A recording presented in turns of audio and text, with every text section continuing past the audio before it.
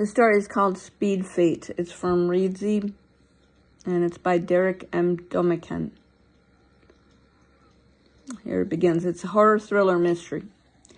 To Bob Tucker from Speed Fate team, dated 19th of July, 2023 at 12:47. Subject, your Speed Fate input. Hi, Buck. Thanks for taking part in the recent Speed Fate speed dating event and submitting your feedback. We hope you enjoyed the evening. Please find below a copy of the comments you left for each of your dates. You will receive feedback submitted about you in a separate mail. Should any of those you said yes to also say yes to you, we will forward each of you a copy of your contact information so you can get in touch. The very best of luck and thanks for choosing Speed Fate, the Speed Fate team. Buck Tucker dated the following people: 18th July 2023, and left the following feedback. Mandy Rogers, age 37, self-help guru. You said, fun person, quick smile, bubbly. The conversation flowed from the get-go. Love the curls. She had so much to say and was passionate about her interests, even if they were a bit airy-fairy. If there's one thing I respect, it's passion about your subject of choice. Refreshing to meet someone as firm a believer in destiny as Mandy is. Could talk to her for hours about sliding doors and parallel universes. Would love to delve deeper into her thoughts on escapable fate. Great date. Would you like to meet Mandy again? Yes. Evelyn Pierce, age 35, school teacher. You said, Evelyn is a dark horse. Shy to start, but relaxed as the date went on. I was nervous too because she's very smart. I felt dumb by comparison. Very impressed by her career. She seems to be a great teacher, very professional. I get the impression she could be successful at anything she turns her hand to, even partnering with me. She has a voice of authority. It just needs to be strengthened. She could broaden my horizons on intellectual topics, and I could teach her about life outside the classroom. Definitely see potential here. Would you like to meet Evelyn again? Yes. Katarina Cruz, age 38, physical therapist. You said, not much to say about Katarina except wow. I didn't know how to drop dead gorgeous was an actual thing, but as soon as I left her table, I felt part of me die. Or at least abandon ship so it could stay behind.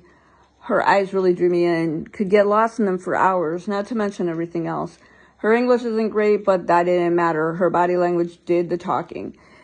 Can tell she doesn't take shit from anyone, and with those muscles, you wouldn't want to forget her birthday. Bit intimidating, but that's a turn on, so it's a yes from me. Would you like to meet Katarina again? Yes. Ashley Davenport, age 41, office admin. You said, Ashley is a bit mousy, and not my type physically, but she has an air of mystery about her which is attractive. Not sure why she was at the event. She was an ice queen, and I had to work hard to make conversation. Wasn't very successful. Didn't find out much about her other than that she has cats and works in admin. I'm not a cat person, but I have a dog who hates cats, so he would probably chase them off if we got together. Pretty sure she just had her walls up. I have a feeling I could get her to loosen up. I'm 100% sure it would be worth it. It would be nice to see her show some emotion. Challenge accepted. Would you like to meet Ashley again? Yes. To Buck Tucker from Speed Fate team. Date 19th July 2023, 16:16:31. Subject, your Speed Fate feedback. Hi, Buck. Thanks again for attending the recent Speed Fate speed dating event. We have now compiled the feedback we received from the people you met and have included it below. You will receive the contact information for anyone who said yes that you said yes to, also in a separate mail. The best of luck and thanks for choosing Speed Fate, the Speed Fate team. Mandy Rogers, age 37, yoga teacher. They said, Buck was a pleasure to talk with, very open-minded, and I didn't get the impression he was humoring me when I was rattling on about chakras and meditation. He seemed to be genuinely fascinated. It was interesting hearing his views on the afterlife and reincarnation. He carries a lot of nomadic energy and seems to be as much of a free spirit as I am, even if yoga and mindfulness aren't his thing. Would definitely like to bounce more ideas off of him. I promised him a tarot reading if we meet again, so here's hoping. Would they like to meet you again? They said yes. Evelyn Pierce, age 35, school teacher. They said, Buck is great. He's a lot more adventurous than me. Very extrovert, which is exciting. I need someone like that to get me out of my comfort zone. Raising two teenagers as a full-time single dad is not an easy task, so I take my hat off to him. Also impressed by his role as part-time scout leader, setting time aside to take kids camping and teach them about the great outdoors. That's inspirational. Would definitely be interested in getting to know him better. Always a sucker for a good dad. Would they like to meet you again? They said yes. Katerina Cruz, age 38, physical therapist. They said, Buck is interesting, man. Is an interesting man. Similar interests to keep fit. Training for marathon now. I think he has a lot of work to do, but is good. He has goal to work for. Perhaps he needs some help training. A little out of shape, but I don't have heart to say it. Cute smile, kind eyes, love bearded man. Also interested in his musical career. Must be nice to date with guitarist of upcoming rock band. I think I should like to see this. Would they like to meet you again? They said yes. Ashley Davenport, age 41, office admin. They said, God loves a trier. I gave him nothing, but he kept on trucking. Bonus points for that. If I was him, I would have given up in a first minute, like everyone else. 5 must have been torture. Really hate this shit. Only did it because my friend signed me up and I never would have heard of the end of it.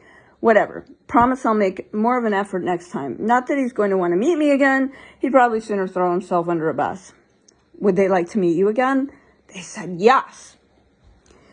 To Buck Tucker from Fade Team. Date, July 20th, 2023, 11:30. Subject, your Speed Fade contacts. Hi, Buck. Please find attached contact information for your matches from the Speed Date event you attended on July 16th, 2023. We hope you had an enjoyable experience and have our fingers crossed on one of your matches and that it will be the one. We've had a number of success stories today, some leading to marriage, and are always interested in hearing how things go. The best of luck, and thanks for choosing Speed Fade, the Speed Fade team. Dressed in his least shabby suit, well-worn blue check shirt, newly bought navy tie, and doused in the least repulsive knockoff Hugo Boss aftershave he could find, Tucker drew a well-practiced smile onto his goatee-frayed jaw and slid into the seat opposite his date. The redhead in the white dress, whose hair was tied back in hastily knotted ponytail, and whose name was displayed on the sticker attached to her chest. Evelyn, he announced, clasping his hands together and placing his elbows on the table. So good to see you. I was delighted to hear you wanted to meet me again. I felt we had a good connection, even though we only talked for 5 minutes. How have you been? How are those school kids? Hope they've been listening to teacher.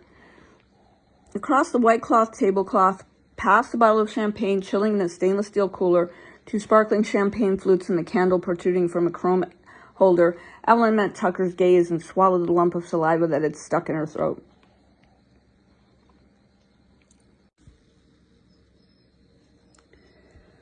He hadn't thought it possible for her to be more nervous than she'd been at the speed date, especially since they knew each other now. But there she was, eyes darting about, glancing at the people either side of them, beads of sweat visible on her brow. It was going to be harder than he thought to get her to loosen up, he realized, but that didn't matter. In a way, he found her nervousness endearing. They're fine, she said, her voice coming out a whisper, forcing her to clear her throat. They're good. They don't give me trouble. I never have to reprimand anyone. Really? There's not a single troublemaker in the bunch? What age did you say they were? Tucker reached forward abruptly, suit sleeve riding up his arm, and closed his hand around the neck of the champagne bottle, causing Evelyn to jump, eyes darting to his unclean fingers. 14, she said, returning her eyes to his as he took the bottle from the cooler and started undoing the wire holding its cork in place. And 15. No, honestly, nothing like that. I never have to punish anyone, if that's what you mean. I see, Tucker said, narrowing his eyes as if to peer into her mind. Bit boring, isn't it? All that authority and there's not a single obnoxious teenager for you to use it on? I find that hard to believe. As a former teenager in a school full of stuck-up bitches and bullying brats, I find that extremely hard to believe. But hey, if that's what you're saying, pop. The cork shot from the bottle with explosive energy, making the nervous teacher jump again. I'll take your word for it. How about your colleagues? They all super nice too? Come on, you can be honest. But there's a couple of real shits, right? Get off on tormenting the kids. Probably a few pervs too. Pedo bastards. I know there were at my school. Oh, I know. Can think of at least 3 motherfuckers who deserve to have their dicks cut off. Sitting forward, extending his arm, pouring bubbly liquid into his date's glass, he glared as he shook her hand softly, almost imperceptibly, and sucked in her lips. He snorted, smiled, a shake of his head as he finished pouring and moved the bottle to his own glass. You don't have to be so nervous, Evelyn. It's just me and you. You can tell me anything. I'm very open-minded, a man of the world. I know the way things work. I'm familiar with what goes on behind closed doors. In response to his comment about it just being him and her eyes had flicked to the left and right, almost as if to remind herself there were people around them, though it shouldn't have been necessary considering how boisterous they were. Don't worry about them, Tucker said, depositing the champagne bottle back into the cooler with a clatter and crunch. What we talk about is none of their business and vice versa. Let's just focus on getting to know each other. He lifted his glass, took a sip, let the bubbles pop in his mouth and tickle his throat. Effervescent. Evelyn watched him return the glass to the table with dampening eyes and quivering lips, bubbles spinning in the amber liquid of the untouched glass before her. So you're not a mean teacher, and you have no asshole students, and everyone you work with is lovely. Okay, I get it. They've conditioned you well. Turning a blind eye is second nature. That's okay. That can be fixed. You just have to open your eyes, see things for what they are. Identify the evil in people. Acknowledge it. Accept that it's there to be destroyed. And do you know the best way to do that? He crossed his arms, lifted an eyebrow, cocked his head. No, she said, the first tear escaping an eye and running down a scratched, grime-covered cheek. I don't. Buck, I think you got the wrong impression of me. I'm not a bad person. I treat people well. I'm not. The best way to do that, he cut her off, craning his head closer to hers, his nose almost touching the trembling candle flame, is to find it in yourself and expose it. Draw it out into the light like a putrid, rotting vampire. Set it free and watch the havoc it wreaks. Once you know what your own darkness is capable of, you'll be able to recognize it in others. And then you'll be able to do something about it, like me. It's simple, really. So, come on. Let's go on a journey of self-discovery. Aren't you drinking? Please, Buck. I don't think I'm what you're looking for. I think we should... Have you ever cheated on someone, Evelyn, deliberately or accidentally, thinking it was okay because, it wasn't that serious and they weren't invested? No, I never. Have you ever lied to somebody to let them down gently or just because you wanted some attention to be wined and dined, treated like a princess to pass the time? Buck, I want to stop, please. Have you ever hit anyone, assembling a child? Have you ever lost your cool and lashed out blindly with a hand or a foot, hurt someone out of danger or desire? Please. So you don't use authority to punish students? How about something else? Have you seduced one?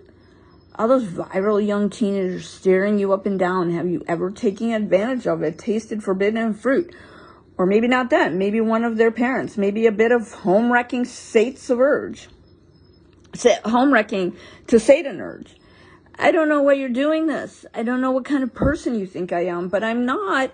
Have you ever thought about killing someone, Evelyn? Pulling a cord tight around their neck and watching them choke.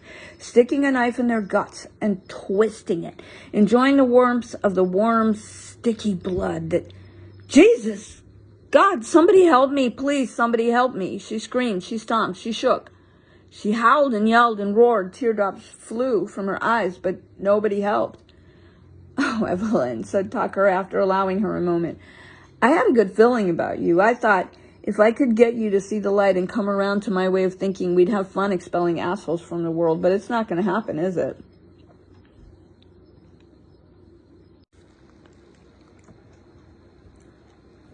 She continued to scream, wrenching and twisting in the chair she was tied to, so he shrugged and took hold of the candle, slid it from its holder, revealed the blade that protruded from its base.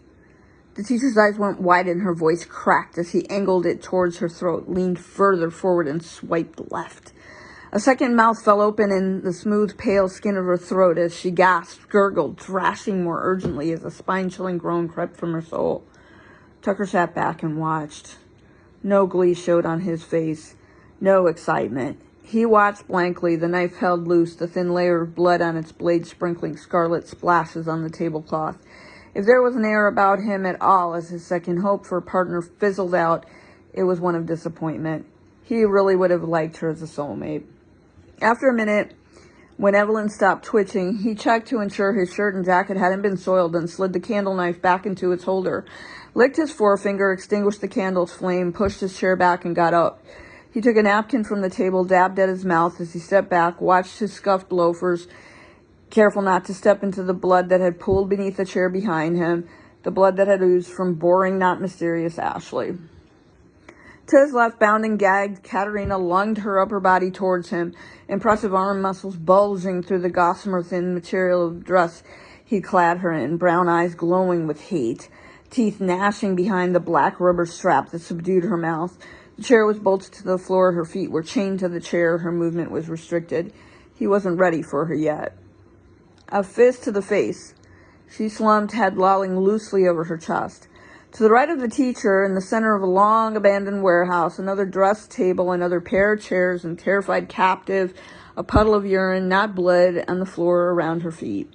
Tucker fished a lighter from his pocket as he stepped around the corpse of bleeding Evelyn, lit the wick of the candle dagger protruding from the chrome scabbard. Lighter back in pocket, he took hold of the rubber gag around the girl's head, pulled it off, relishing the snap as it came loose. "Please," she said, all wild rabbit eyes and mascara-smeared face. "Don't hurt me. I'll do anything, I promise. Anything."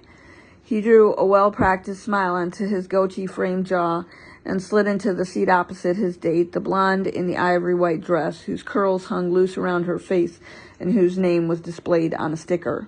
"Mandy," he announced, spreading his hands to greet her and bowing theatrically. "So good to see you. I was delighted to hear you wanted to meet me again. I believe you had some thoughts on escapable fate."